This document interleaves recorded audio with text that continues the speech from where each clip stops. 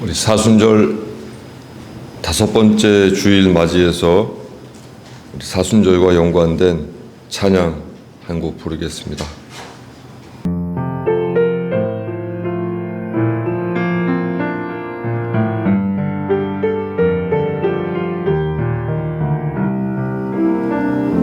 주님만 의지하고 산다고 하지만 어려운 일 당할 때 세상 지혜를 찾네. 주님만 사랑한다고 날마다 고백하지만 세상의 것들을 사모하고 있었네. 주님의 자비하심 나를 용서하시네. 어렵고 방황할 때도 나를 품어주시네. 주님의 인자하심 나의 모든 허물을 십자가 피로써 깨끗게 하시네.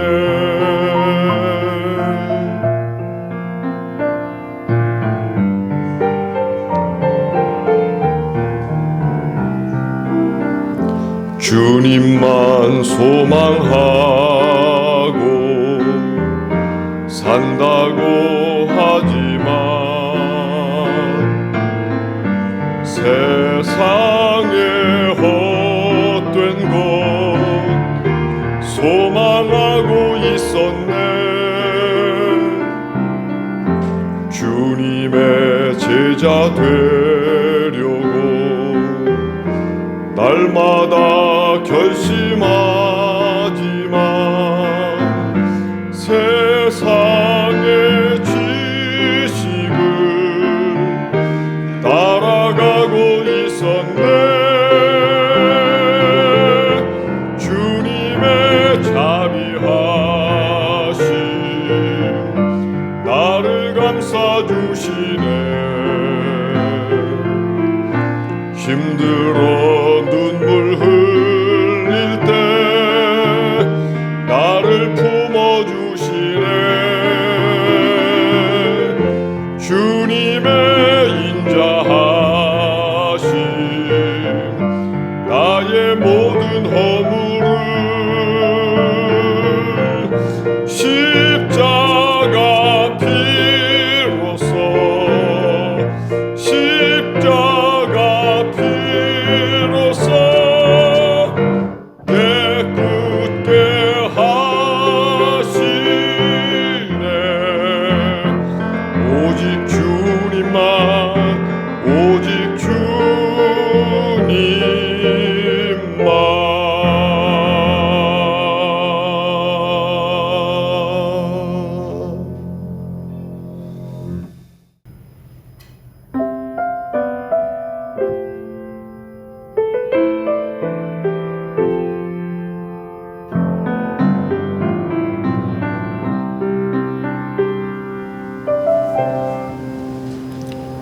하늘을 볼 겨를도 없이 정신없이 세상을 살다가 마음의 먹먹함이 내 삶을 짓누를 때 그제서야 주님을 찾습니다. 행복을 느낄 겨를도 없이 분주하게 세상을 살다가 인생의 허무함이 내 삶을 짓누를 때 그제서야 주님을 찾습니다. 오늘도 여전히 주님은 그 자리에서 우리를 끊임없이 돌보시는데, 부족한 내 영혼은 아직도 갈 길을 모릅니다. 내게 믿음 주소서, 내 연약한 마음 돌보소서. 한없는 주님의 사랑 알게 하소서. 영원까지 그의 백성 지키시는 우리 하나님 바라보며 살게 하소서.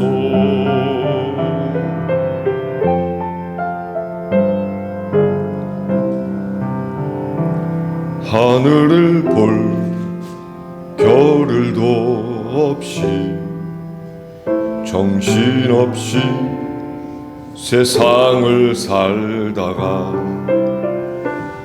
마음의 먹먹함이 내 삶을 짓누를 때, 그제서야 주님을 찾습니다. 행복을 느낄 겨를도 없이 분주하게 세상을 살다가 인생의 허무함이 내 삶을 짓누를 때, 그제서야 주님을 찾습니다. 언제나 사랑의 주님은 그 자리에서 끝까지 놓지 않고 붙드시는데, 부족한 내 마음은 아직 돌아올 줄 모릅니다.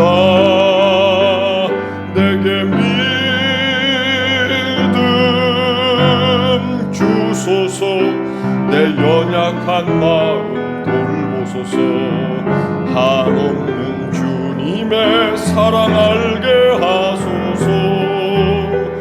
영원까지 그의 백성 지키시는 우리 하나님 바라보며 살게 하소서. 하늘 보며 살게 하소서.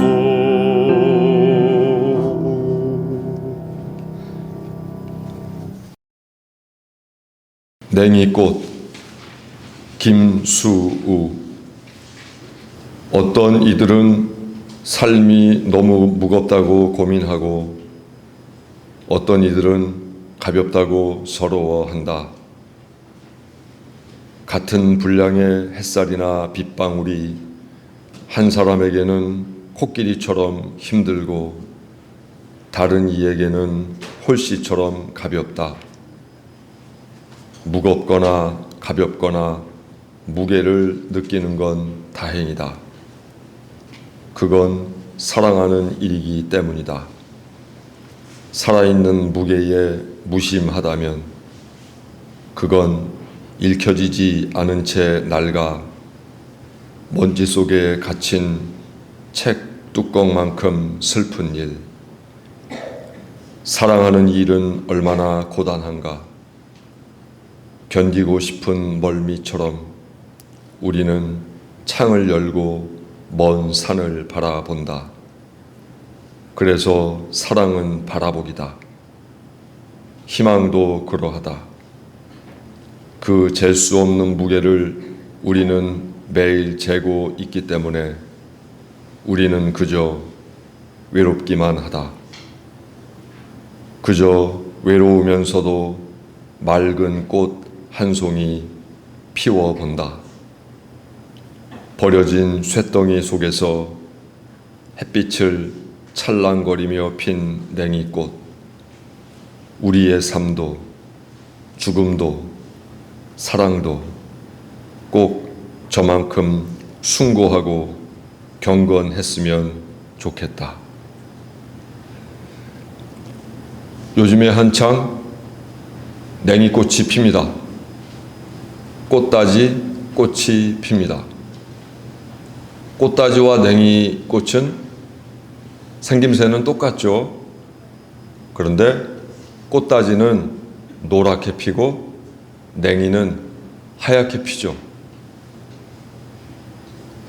저는 지난 주간 딸들과 냉이를 캐서 무침을 해 먹고 또 국을 끓여 먹으면서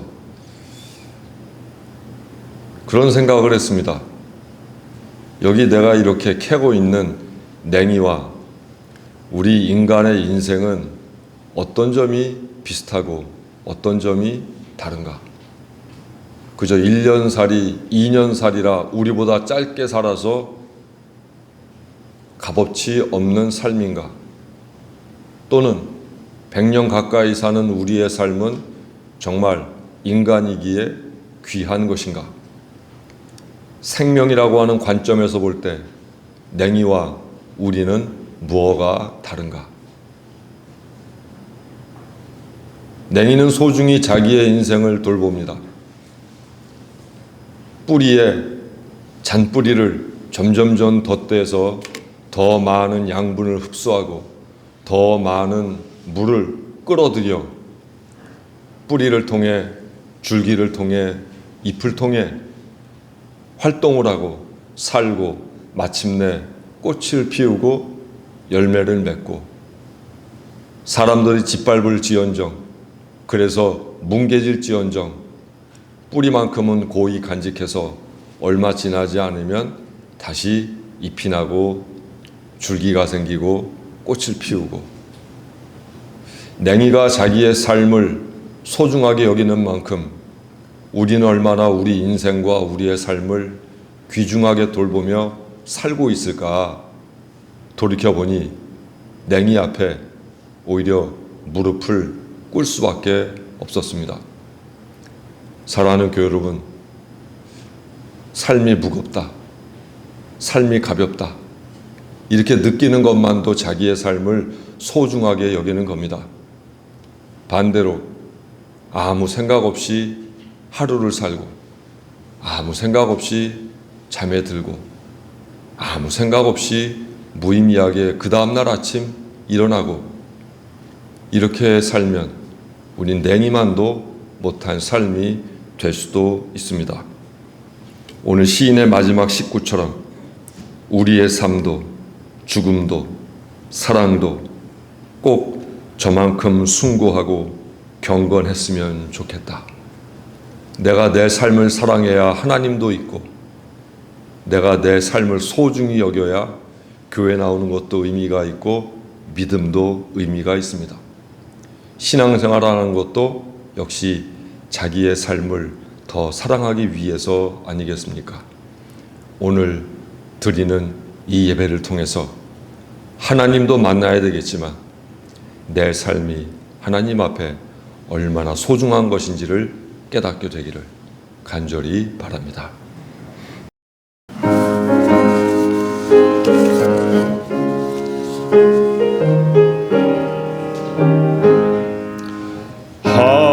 하나님의 진리 등대 길이 빛나니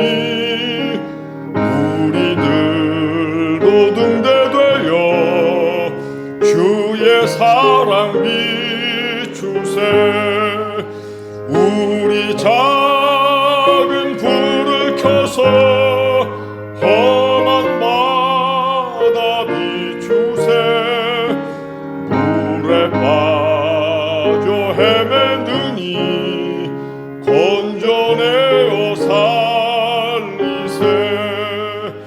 죄의 밤은 깊어가고 성난 물결 설렌다. 어디 불빛 없는 가고 찾는 물이 많구나. 우리 작은 불을 켜서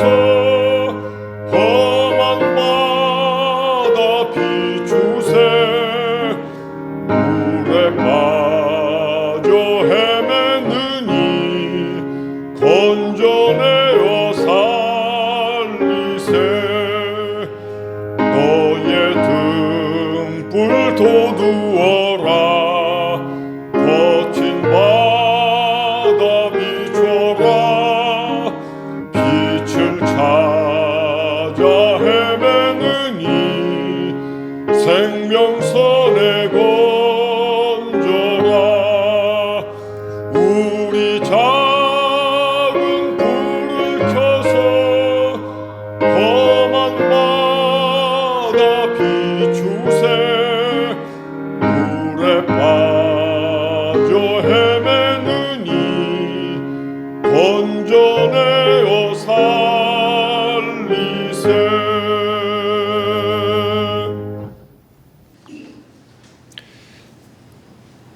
하나님, 날 좋아 맑고 밝은 날 청명 이틀 앞두고 소생의 절기 맞아 모든 생명 일으키시는 아버지께 나왔습니다.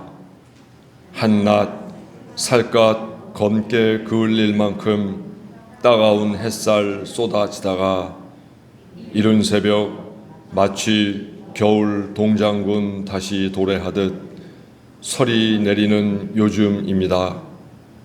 봄 맞아 기운차게 올라온 새싹들 깜짝 놀라 몸 오므리고 가볍게 날개짓 하던 참새들도 가슴털 부풀려 체온 유지하기 위해 애씁니다.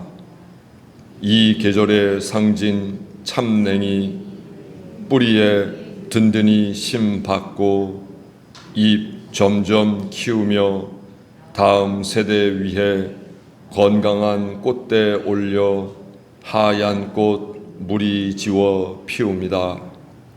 보릿고개 민중의 양식 되어준 꽃다지도 넓고 두툼해진 잎에 햇빛 받아 만든 양분으로 노란 꽃 피웁니다.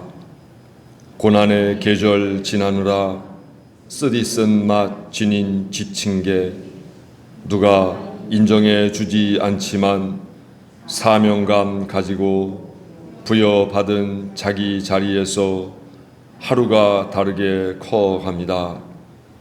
줄기에 층층이 잎 따라 치장한 광대나물 분홍꽃 피우고는 입 벌려 곤충들의 방문 기다리고 지난해 멋진 꽃 피웠던 매발톱도 보랏꽃 피울 날 고대하며 뿌리와 잎에 힘 불어 넣고 있습니다.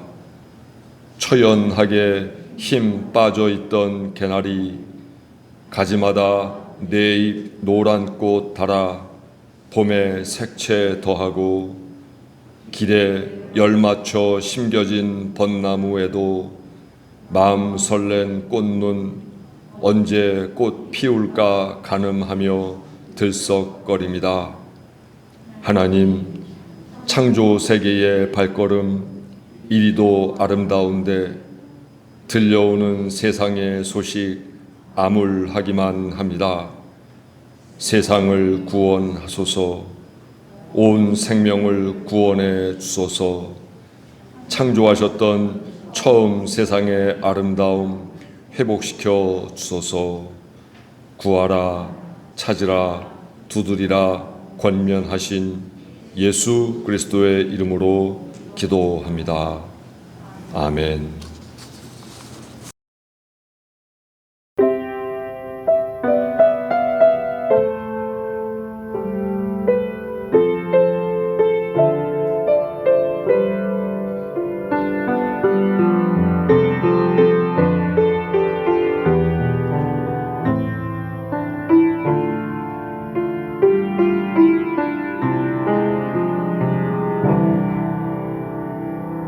그리스도께서 우리를 해방시켜 주셔서 자유를 누리게 하셨습니다. 그러므로 굳게 서서 다시는 종살이의 멍에를 매지 마십시오.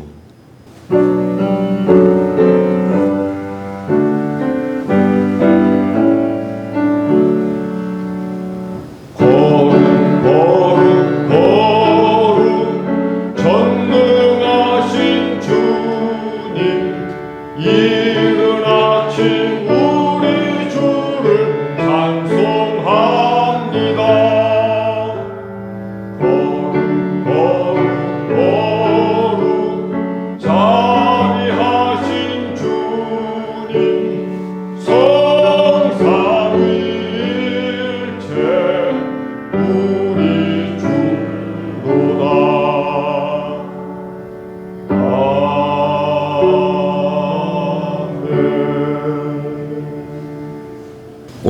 하나님께서 주신 성경 말씀 창세기 13장 1절부터 11절에 있는 말씀입니다.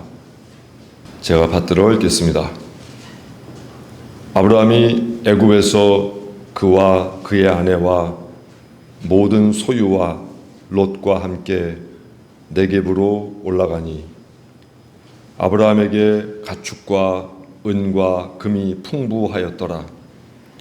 그가 네겝에서부터 길을 떠나 베델에 이르며 베델과 아이 사이 곧 전에 장막 쳤던 곳에 이르니 그가 처음으로 제단을 쌓은 곳이라. 그가 거기서 여호와의 이름을 불렀더라. 아브라함의 일행 롯도 양과 소와 장막이 있으므로 그 땅이 그들이 동거하기에 넉넉하지 못하였으니 이는 그들의 소유가 많아서 동거할 수 없었음이니라. 그러므로 아브라함의 가축의 목자와 롯의 가축의 목자가 서로 다투고 또 가나안 사람과 브리스 사람도 그 땅에 거주하였는지라. 아브라함이 롯에게 이르되 우리는 한 친족이라. 나나 너나 내 목자나 네 목자나 서로 다투게 하지 말자. 내 앞에 온 땅이 있지 아니하냐. 나를 떠나가라. 네가 좌하면 나는 우하고 네가 우하면 나는 좌하리라. 이에 롯이 눈을 들어 요단 지역을 바라본즉 소알까지 온 땅에 물이 넉넉하니 여호와께서 소돔과 고모라를 멸하시기 전이었으므로 여호와의 동산 같고 애굽 땅과 같았더라. 그러므로 롯이 요단 온 지역을 택하고 동으로 옮기니 그들이 서로 떠난지라. 아멘.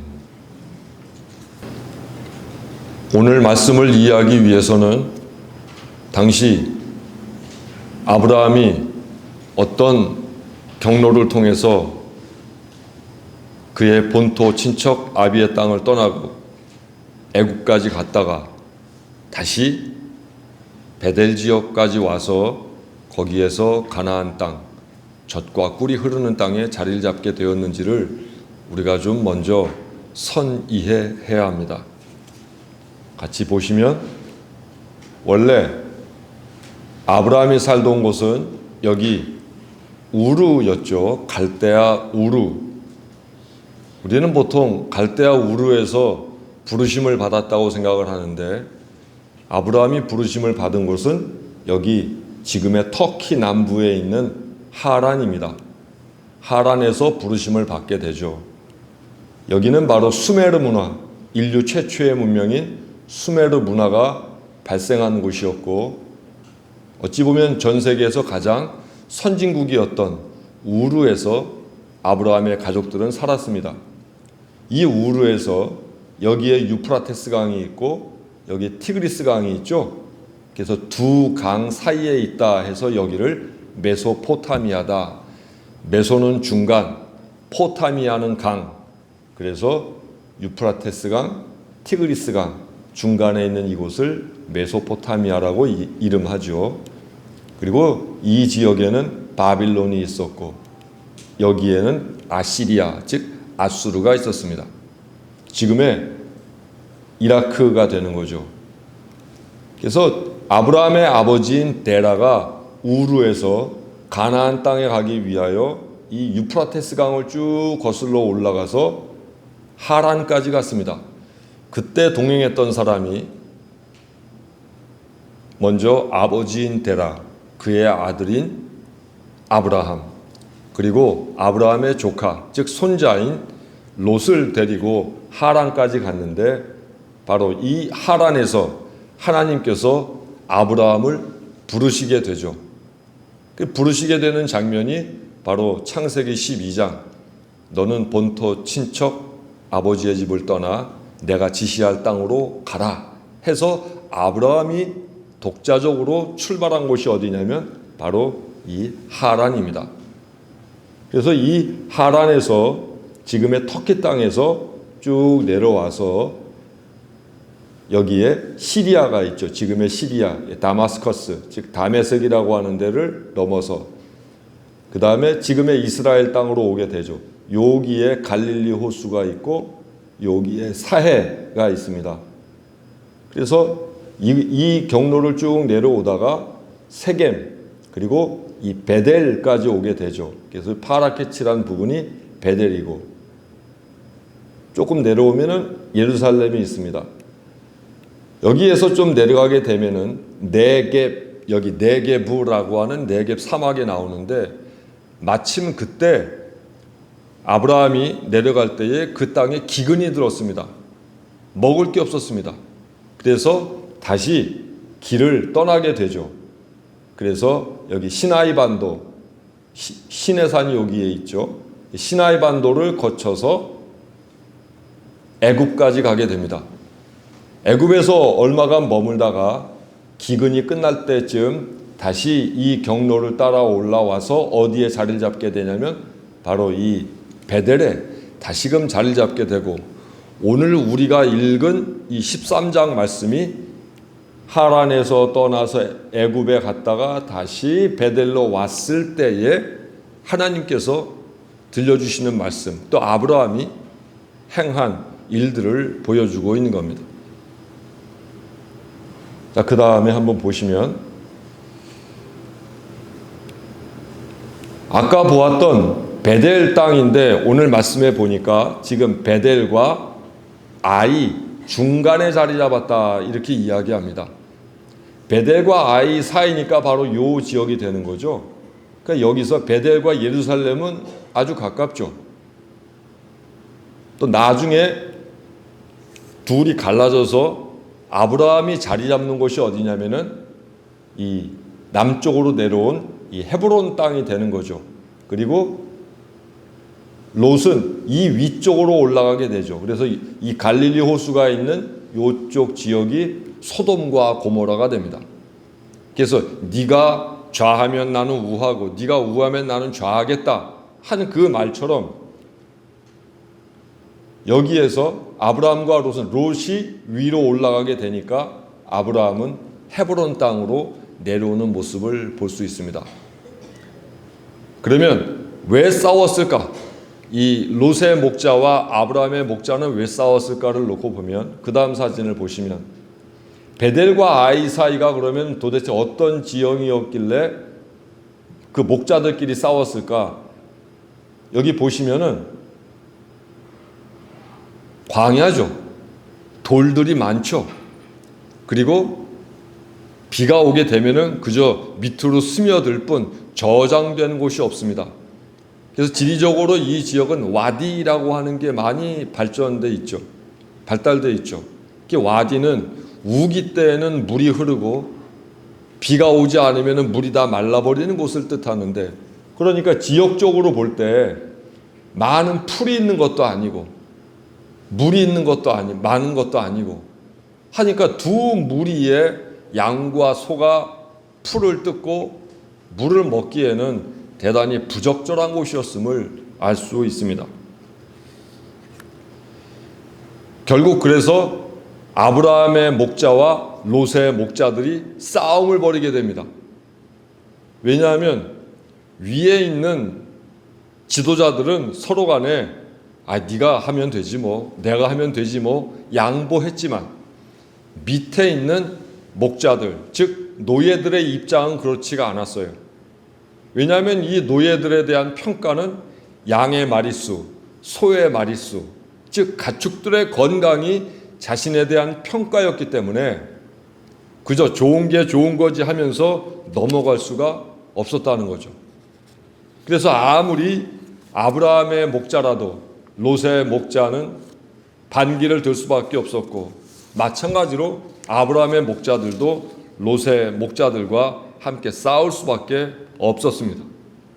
그래서 이 두 목자들은 아브라함 집안의 목자들과 롯의 목자들은 서로 양보하지 않으면서 다투었습니다. 그들의 입장은 그런 거였습니다. 나 먹을 것도 부족한데 너 줄 건 없다. 우리 양 떼 먹이기도 부족한데, 우리 소 떼 먹이기도 부족한데 니네 양 떼 소 떼 먹일 물도 풀도 없다 하면서 서로 다투었던 거죠. 혼자 차지해도 시원찮다고 그들은 여겼던 거죠. 나 혼자 먹고 살기도 바빠 죽겠는데 니네들 목까지 참겨줄 수는 없다. 정작 재산의 주인인 아브라함과 롯은 서로 양보했습니다. 아무런 문제가 없었습니다. 하지만 그들의 노예들, 목자들은 노예 근성이 발동되어 다투기 시작했습니다. 그래서 크게 우리가 좀 바라보자면 주인들은 싸우지 않지만 노예들은 싸우는 겁니다. 어떤 하나의 사안이 발생했을 때 큰 틀 안에서 양보하는 사람은 주인 의식을 지닌 사람이 되는 거고, 양보하지 못하는 사람은 노예 근성이 발동돼서 그런 겁니다. 주인은 안 싸우고 노예는 싸웁니다. 당장의 현실적인 문제에만 매몰되어 다툼을 벌이고 닭볕을 세우듯이 싸우는 것, 그것은 노예의 신분에서 발생하는 일인 거죠. 요즘 우리 사회도 그렇죠. 잘 지내다가도, 무리 없이 수십 년 살다가도 소유의 문제, 즉 어떤 권리의 문제라든가 땅 문제라든가 돈 문제로 다툼을 벌이게 되는 건 진정한 주인이 누구인지 잘 몰라서 그렇습니다. 일전에 말씀드렸지만 알바니아라고 하는 나라에 가면 개인 복수법이 있죠. 근데 그 나라에 10년간 양 집안에서 7명이 서로 죽고 죽이는 비극이 발생했어요. 그 비극의 원인이 뭐냐면은 가로 30cm, 세로 30cm 이 땅이 두 집안의 경계에 물려 있었어요. 그래서 이 가로 30cm, 세로 30cm의 이 땅이 누구 거냐를 놓고 붙어있는 두 집이 싸우기 시작했어요. 싸우다 이쪽 집안이 이쪽 집 사람을 죽이게 되죠. 그래서 이쪽 집 사람이 다시 이쪽 집 사람을 죽이게 되죠. 그렇게 30cm 가로 세로 30cm의 땅 때문에 몇 명이 죽었냐면 7명이 죽습니다. 감정적으로 불같이 일어나는 것, 그래서 복수하고 또 복수할 수밖에 없겠지만 근본적으로 그 가로 30, 세로 30cm의 땅 때문에 사람이 죽어야 하는가라는 근본적인 문제를 우리가 제기해 보면 그건 그럴 만한 일이 아니더라 그 말이죠. 그런데 당장 우리 교우들께 그런 일이 생기면 어떻게 될까요? 내 논뚝길이 있는데 그 논뚝길에서 이 사람이 이만큼 파먹고 들어오고 이 사람이 이만큼 파먹고 들어오고, 그래서 서로 간에 파먹고 들어와서 결국은 싸움이 붙는다면 가로 30, 세로 30cm 때문에 7명이나 죽어야 하는 이 웃기고도 슬픈 비극을 우리도 역시 만들어내며 살아가는 것이 아니겠냐는 겁니다. 성경은 더군다나 뭐라고 또 얘기하냐면 그 땅에는 가나안 사람들과 브리스 사람들이 있었다 이렇게 얘기하고 있어요. 오늘 13장 본문 말씀에 가나안 사람은 지금 우리가 잘 아는 팔레스타인 또는 베니게, 즉 페니키아, 영어의 알파벳을 만든 페니키아 사람들을 이야기합니다. 브리스 사람들은 가나안 족속들의 선조민 중에 하나이기도 합니다. 즉 아브라함의 목자들과 롯의 목자들이 싸우는데 그 옆에 가나안 사람들과 브리스 사람들이 있었다, 성경이 이야기하고 있는 건 다름이 아닙니다. 적전분열, 가족끼리, 식구끼리, 교인끼리, 공동체 이웃끼리 싸우고 분쟁을 벌이는 것, 그것은 대단히 위험스럽고 수치스럽고 어리석은 일이라는 것입니다. 요즘에 운동하면서 저는 그런 얘기 들어요. 원천리에 싸움이 났다면서요. 창피스러워 죽겠어요. 나는 왜 그런 마을에 교회에서 목회를 하고 있는가? 왜 우리 마을은 조용할 날이 없는가? 따지고 보면 돈 몇 푼 아닙니까? 솔직히 말하면 옳고 그르고 다 얘기하겠지만 다른 동네 사람들이 보면 얼마나 창피스러운 일인가? 두 집안의 노예들 간의 싸움은 노예들만의 싸움으로 끝나지 않습니다.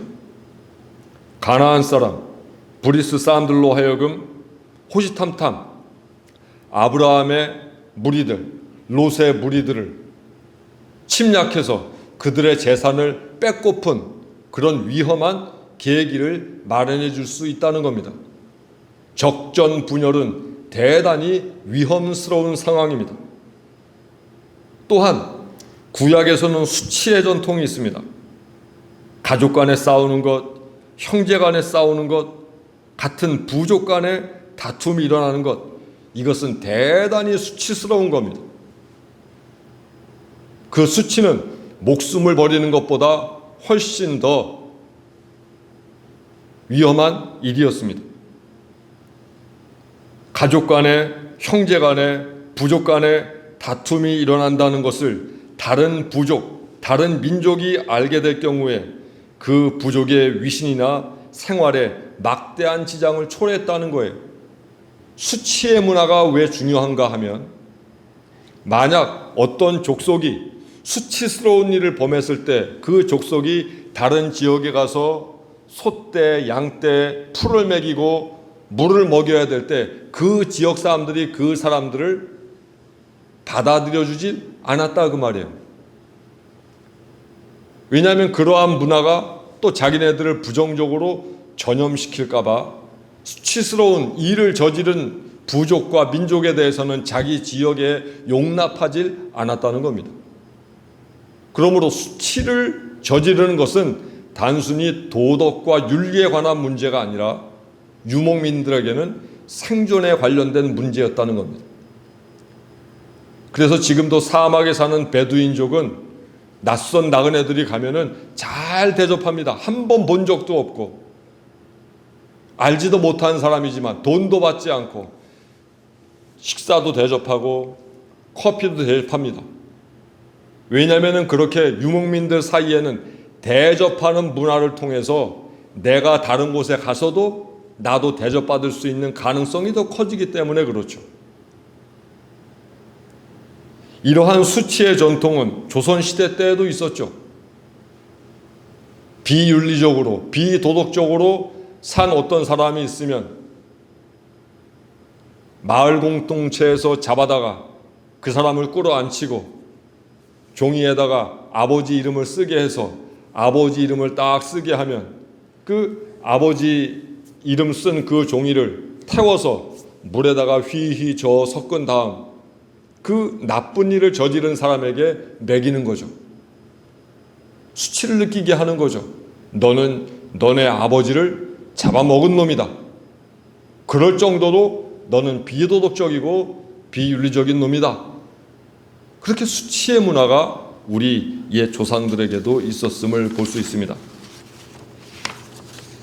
이방 민족 앞에서 하나님의 백성이라고 하는 사람들이 그까지 땅과 물 때문에 싸움을 벌이는 건 대단히 수치스러운 일입니다.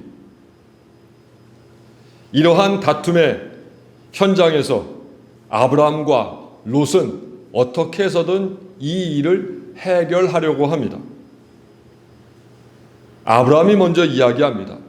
윗사람이 먼저 푸는 거죠. 뭐라고 얘기하냐면 아까 본 것처럼 너와 나 사이에, 너의 목자와 나의 목자들 사이에 어떠한 다툼도 일어나서는 안 된다. 우리가 같은 핏줄 아니냐 하면서 다투지 말자 하고는 이렇게 얘기하죠. 거기에서 끝나지 않죠.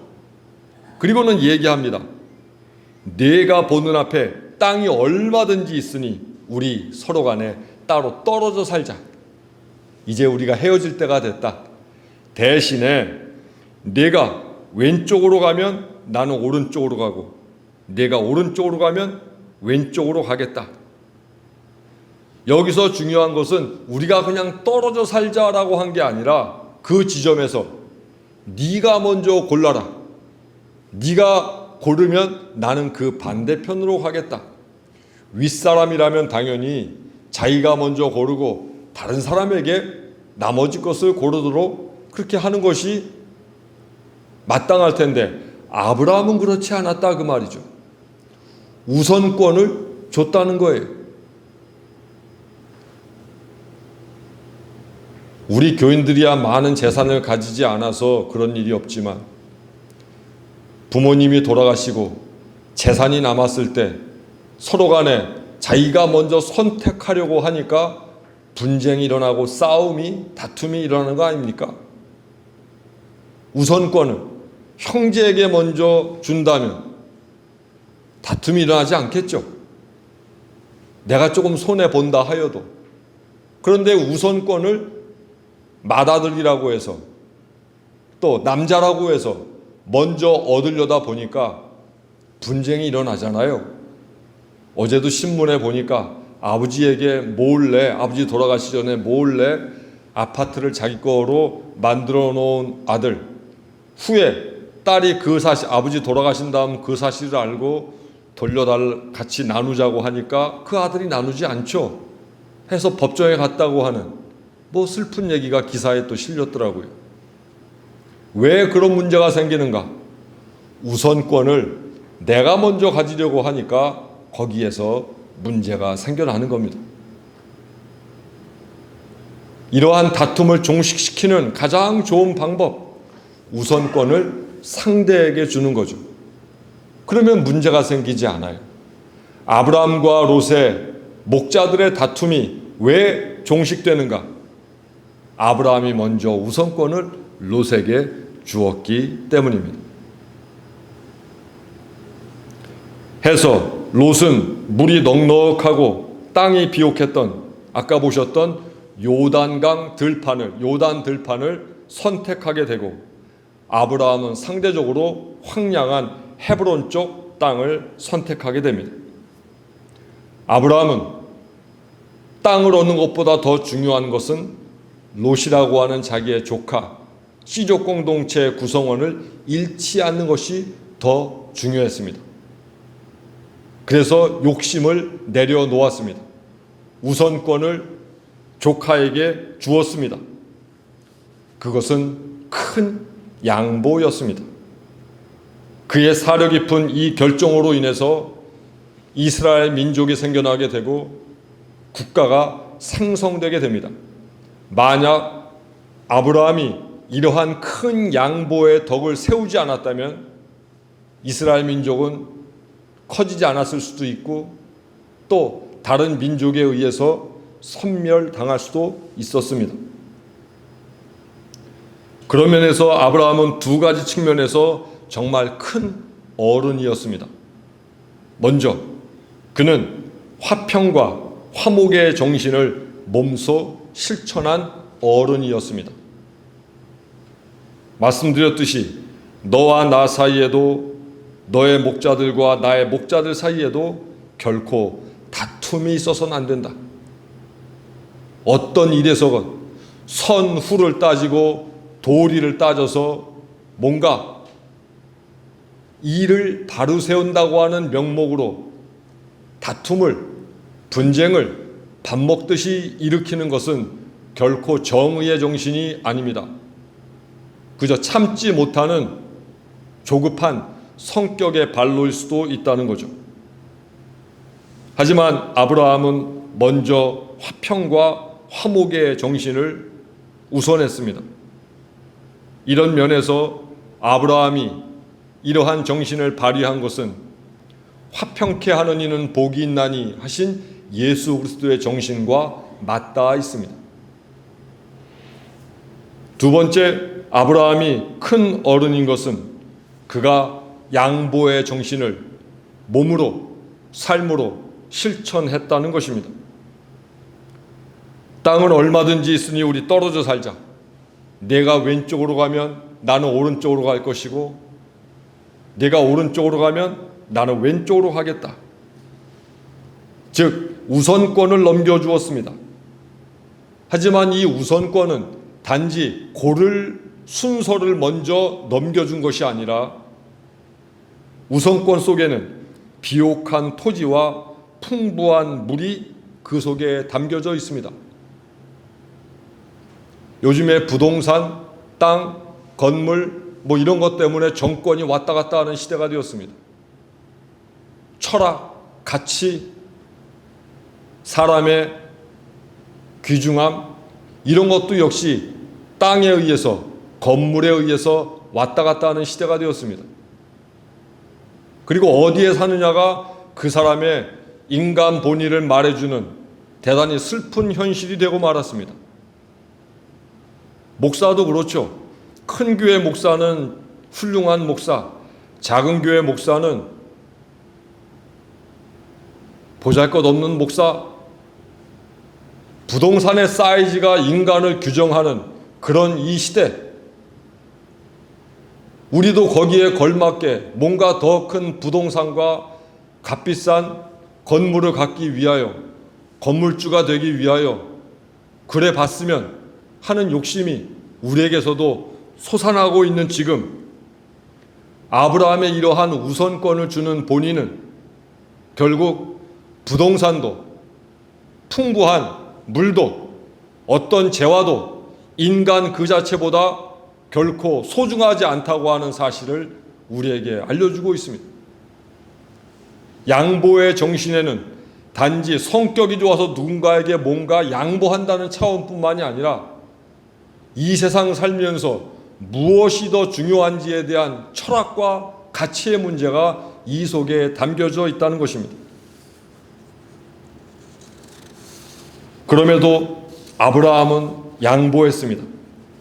믿음의 어른으로서 그가 칭송받는 이유, 그것은 바로 좀 전에 꼽았던 평화의 정신, 양보의 정신이었습니다.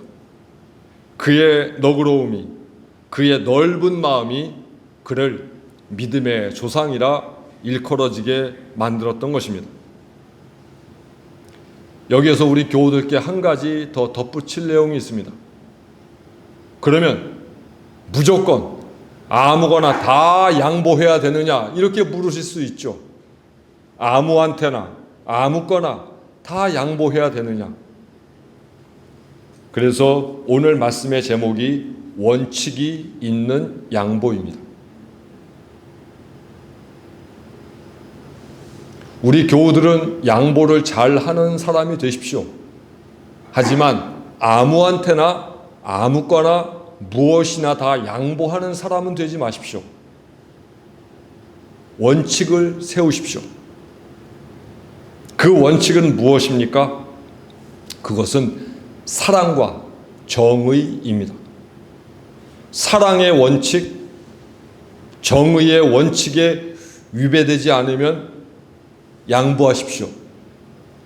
하지만 그것이 사랑을 깨뜨리고 정의를 깨뜨리는 거라면 절대로 양보하지 마십시오.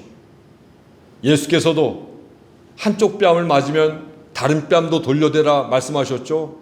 그러면 그리스도인은 맨날 의도맞고 사는 사람이어야 되잖아요. 근데 요한복음에서 예수께서는 로마 병정이 뺨을 때리자 뭐라고 하셨죠? 왜 때리느냐 하면서 저항하셨어요. 뺨을 맞아줘야 될 때가 있고 그냥 맞아주면 안 되는 때가 있습니다. 원칙이 있어야 된다 그 말입니다.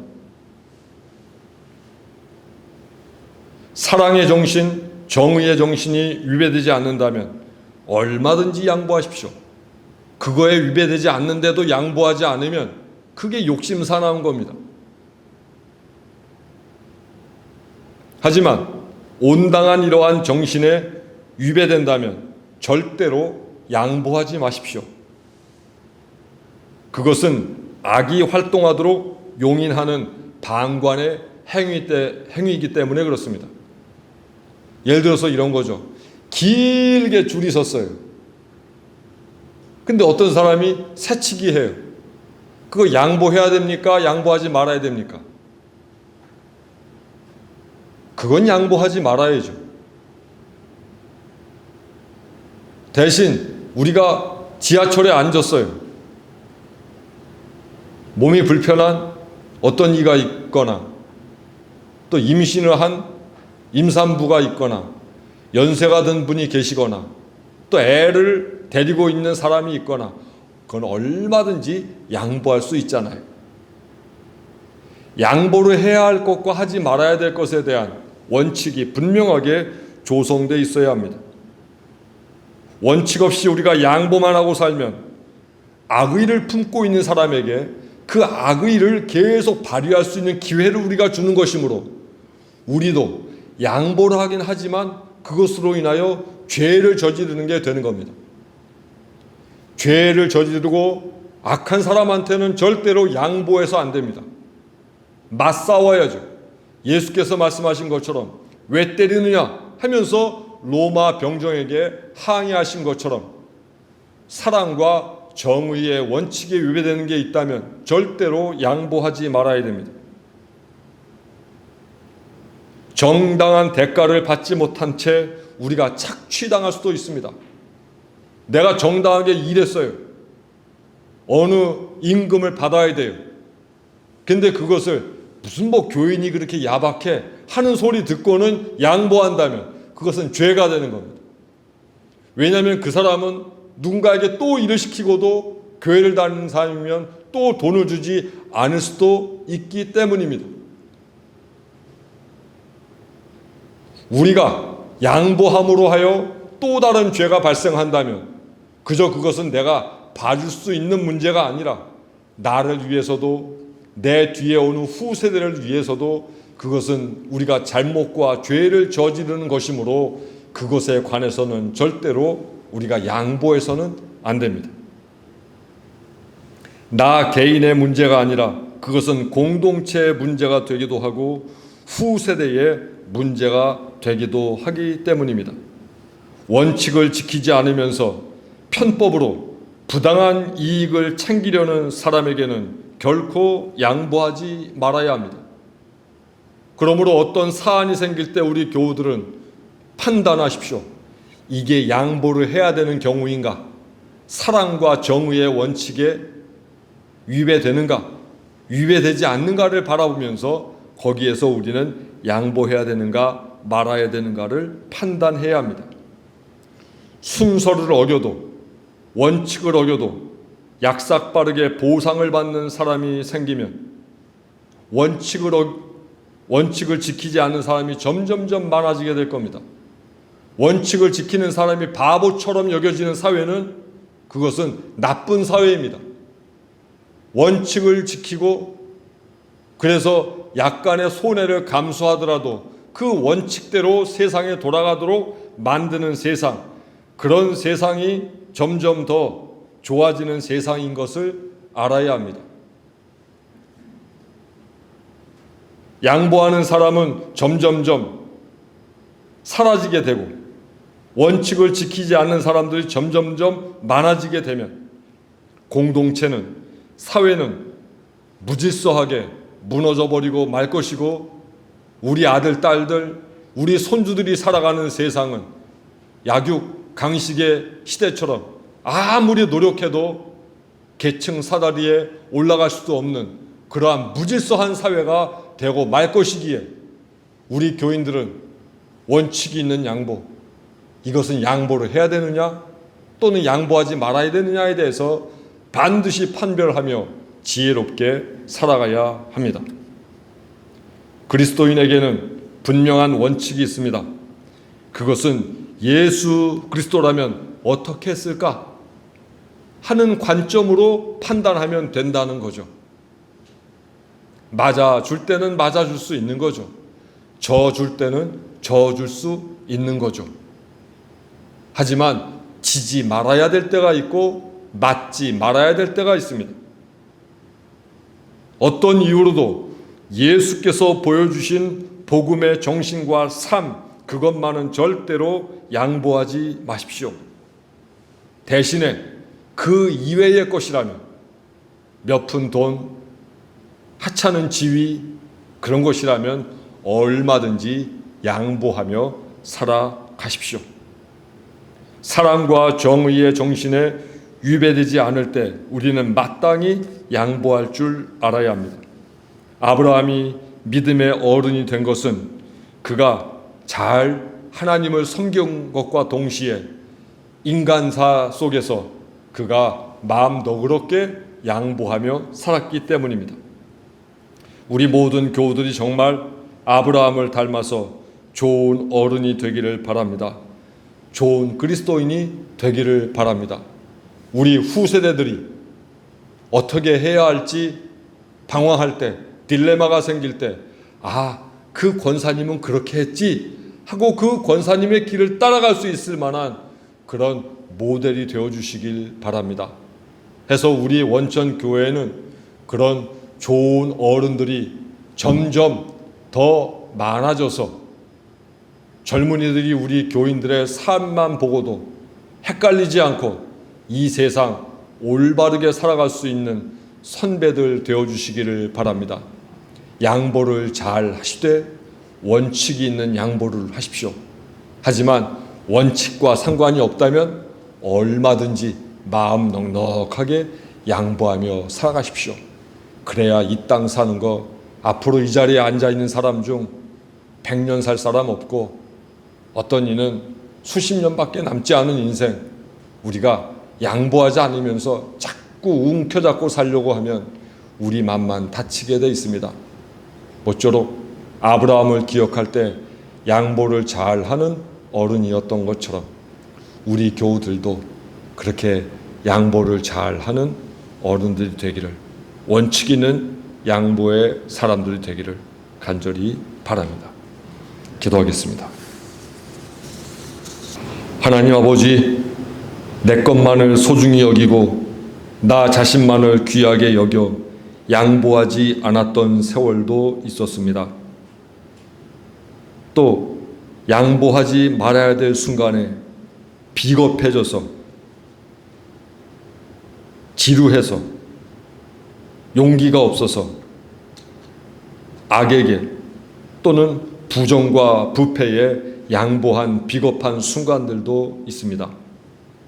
그러나 주님, 양보라는 말 앞에 이제 원칙을 덧붙여 살고자 합니다.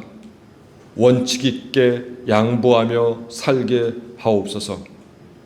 하나님께서 보여주신 창조의 정신, 예수께서 보여주신 사랑의 정신, 그리고 정의의 정신에 위배되지 않는다면 얼마든지 아브라함처럼 양보하되, 이러한 가치에 위배되는 일이 있다면 목숨 걸고 저항하며 양보하지 않는 하나님의 백성, 예수 그리스도의 제자의 삶을 살게 하옵소서. 우리에게 원칙 있는 양보를 할 수 있는 용기와 지혜를 더하여 주옵소서. 예수 그리스도의 이름으로 기도합니다. 아멘.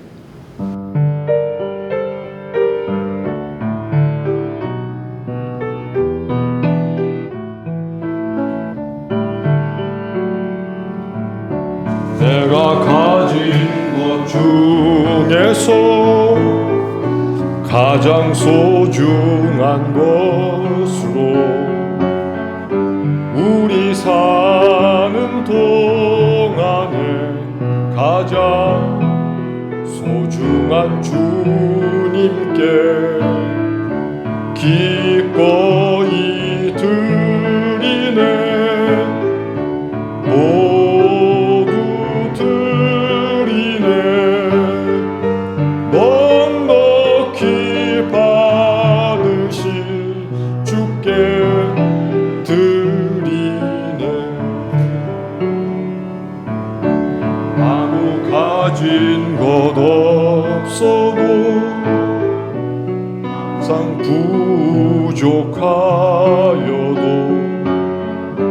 약한 이 몸을 높이어 가장 큰 일을 맡기셨네.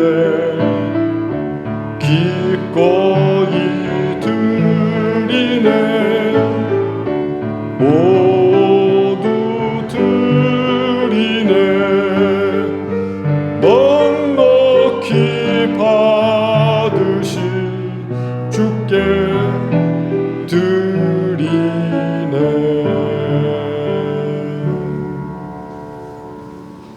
지난 한 주간 살면서 하나님께서 먹여주시고 입혀주시고 재워주셔서 다음날 아침 거뜬히 일어나 다시금 삶의 현장으로 갈 수 있었던 지난 시간들이 저희에게는 은혜와 감사의 삶이었습니다. 그 모든 은총 감사하며 이 시간 예물 드리오니 기뻐 받아 주옵소서. 본격적인 봄철 되어 여러모로 땀 흘리며 일하며 사는 우리 교우들의 어깨를 주께서 어루만져 주옵시고, 살아가는 모든 과정 속에 수고를 다하여도 피곤하거나 지치지 않도록 영육간의 강건함도 더하여 주옵소서. 흘리는 땀방울이 정말 좋은 열매가 되게 하셔서 필요한 만큼, 우리가 수고한 만큼 비례하여 열매를 거둘 수 있도록 주께서 돌보아 주옵소서. 드린 예물 하나님 나라를 위하여 소중하게 사용되게 하시고, 이 원천교회가 하나님이 가장 기뻐하시는 교회가 되는데 소중히 사용되게 하옵소서. 다음 한 주간도 아무런 사건과 사고 없이 잘 지낼 수 있도록 저희 모든 교우들을 돌보아 주시옵기를 간절히 원하옵고 예수 그리스도의 이름으로 기도합니다. 아멘. 우리 함께 인사하시겠습니다. 원칙 있는 양보의 삶 살겠습니다.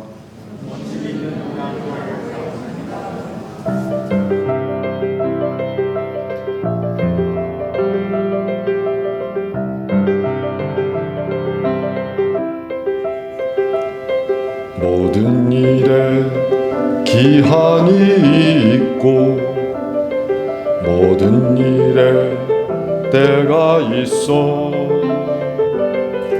하늘 아래 모든 일에는 거역 못할 때가 있네.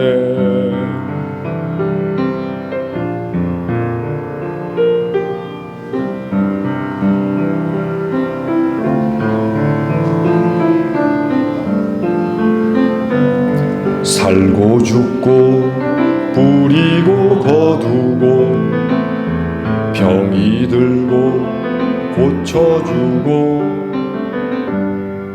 웃고 울고 슬플 때와 춤을 추는 때가 있네.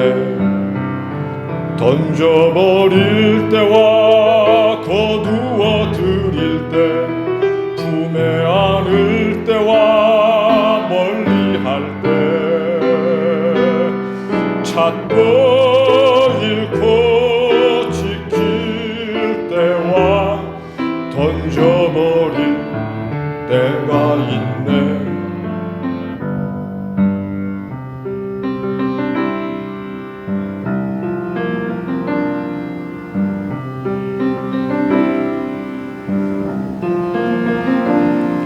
찢을 때와 다시 꿰맬 때, 잠잠할 때, 말할 때, 사랑할 때, 미워할 때, 때가 있네, 때가 있네, 때가 있네.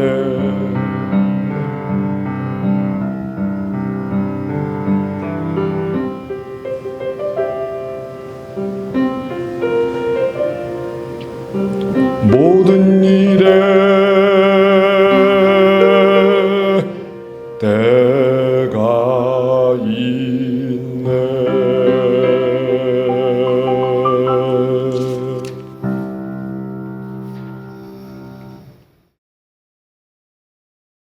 예수 그리스도를 본받아 사십시오. 언제 어디서나 누구에게나 그리스도인이 되십시오. 기도로 삶을 채우십시오. 아브라함을 닮으십시오.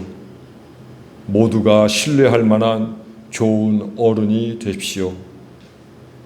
믿음 가진 좋은 어른이 보여주는 양보의 정신이 교회를 살리고 사회를 살립니다.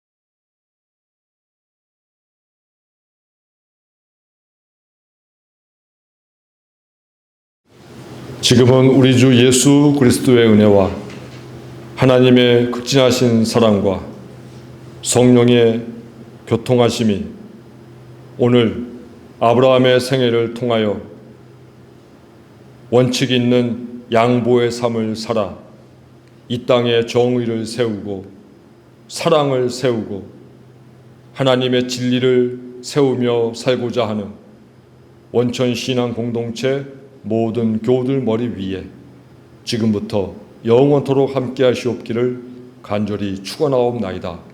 아멘.